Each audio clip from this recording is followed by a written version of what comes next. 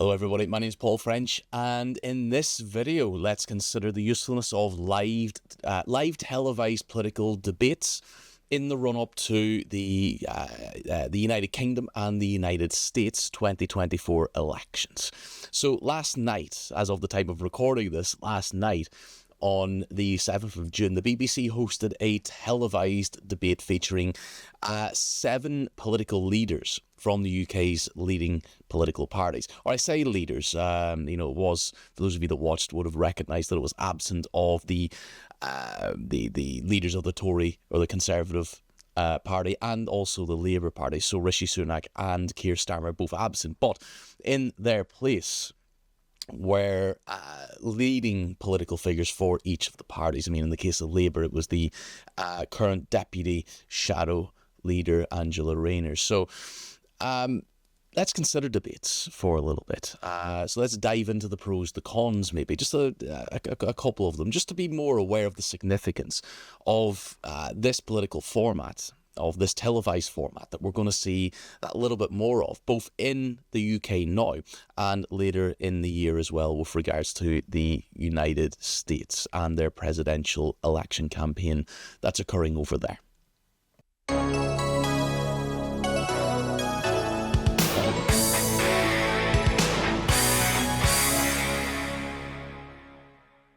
So televised political debates have become a staple of election campaigns. They never used to be. It might well seem like they have been now for, it might well seem like they always have been, but they haven't. But they have come to be that way. So televised political debates, they have become a staple of election campaigns, and they, in theory, provide a platform for candidates to present their policies, to challenge their opponents, and engage directly with you, the electorate.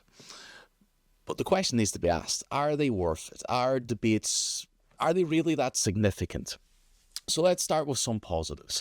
Firstly, debates can, of course, offer a direct comparison between the candidates involved. Voters can see how each leader can perform under pressure, their command of policy details, and their ability to maybe think on their feet. And this direct comparison might be invaluable for undecided voters, because the perception of competence is something that resonates with particularly undecided voters, the swing voter. Secondly, debates can increase political engagement. So a lively debate can capture the public's interest, encouraging more people to follow the election more generally. It can encourage people to discuss politics and ultimately maybe persuade people to actually turn out and vote. A third point maybe to pick up on is that debates can bring about transparency and accountability. So debates force leaders to clarify their position and defend their record, something that we've seen quite a lot of last night, a lot of shots being aimed at the current Conservative Party. Mostly owing to, of course, their current streak of 14 years in charge. So debates force leaders to clarify their positions across the board and defend their records. And this transparency is crucial for what we might like to think as being a healthy democracy. However, there are significant drawbacks to the debate format, such as debates can prioritise they can prioritise style over substance. And what we mean here is that a charismatic leader might win favour despite having once critically scrutinised. A charismatic leader might well have weaker policies, whilst a less charismatic leader, but one with more knowledge and perhaps more better thought out policies, might struggle then to connect with voters. Debates might also lack in-depth critical discussion. Time constraints, for example, placed upon answers. Candidates might only be given like 30 seconds to address a question.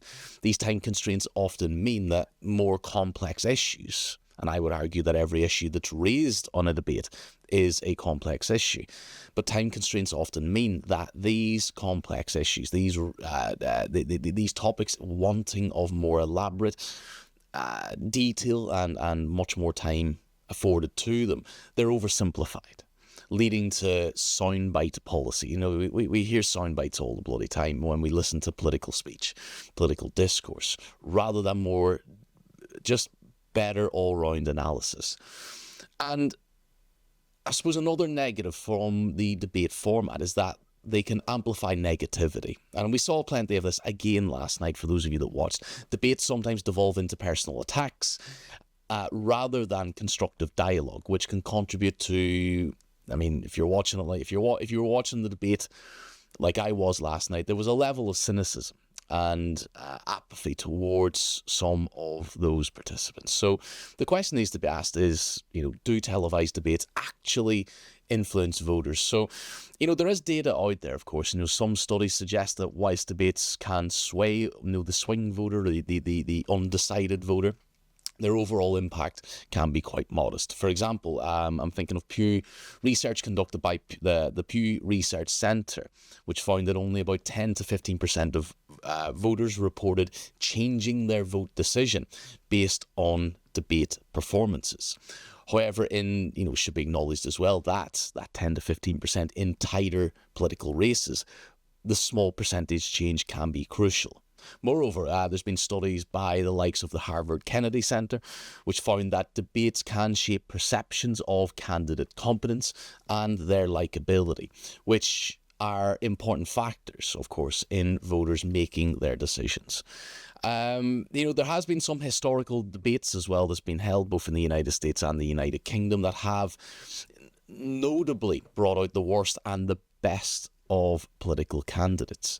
But delving in a little deeper into how debates have influenced recent political landscapes, he was present last night. Nigel Farage and populist rhetoric have played significant roles in the 2015 UK general election and the 2016 Brexit referendum as well, both of which Farage was quite prominent in.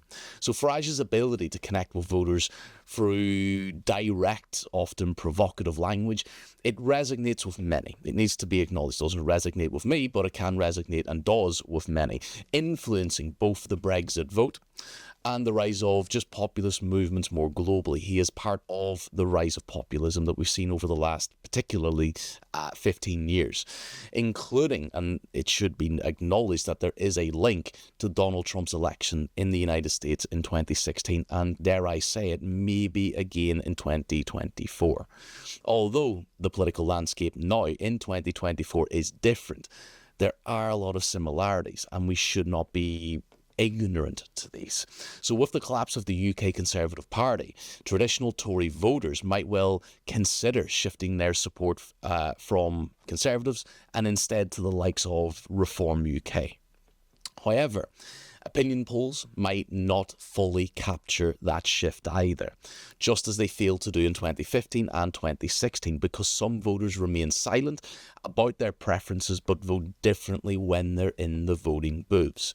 So this phenomenon, you might have heard of it before, is often referred to as the shy voter effect, which suggests that debates and the rhetoric used by leaders can sway silent voters who ultimately will decide or have a part to play in the decision, the election of certain individuals in election campaigns. So look, our main takeaway is that, I suppose, whilst live televised political debates are not a sole factor in determining election outcomes, they can play a crucial factor in the democratic process. They are flawed, but they are purposeful.